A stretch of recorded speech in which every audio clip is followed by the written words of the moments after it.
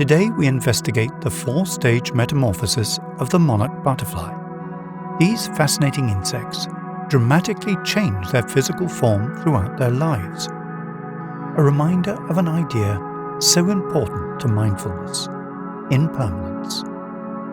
That is, that everything is changing in our minds, our bodies, and the world around us.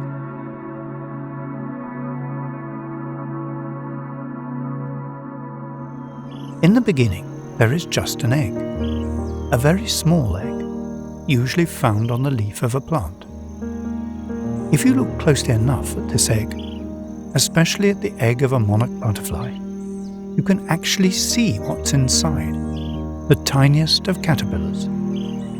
When the egg hatches, the butterfly larvae emerges, writhing creatures with dense and eye-catchingly unique striped markings.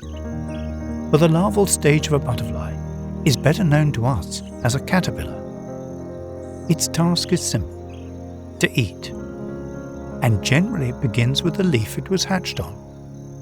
In fact, this is by design, for the mother butterfly has planned ahead and laid her egg purposefully on the leaf she knows her offspring will most want to consume, that of the milkweed. Monarchs are in fact also known as the milkweed butterfly, because the milkweed happens to have all the vitamins it will need to transform.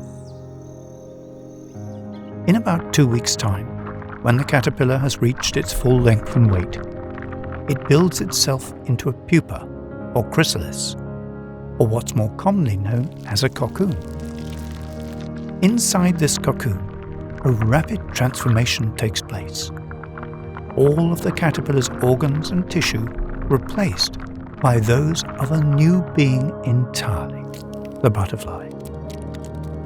Emerging from the chrysalis, its wings are soft, folded down, for of course they've been in some very close confinement.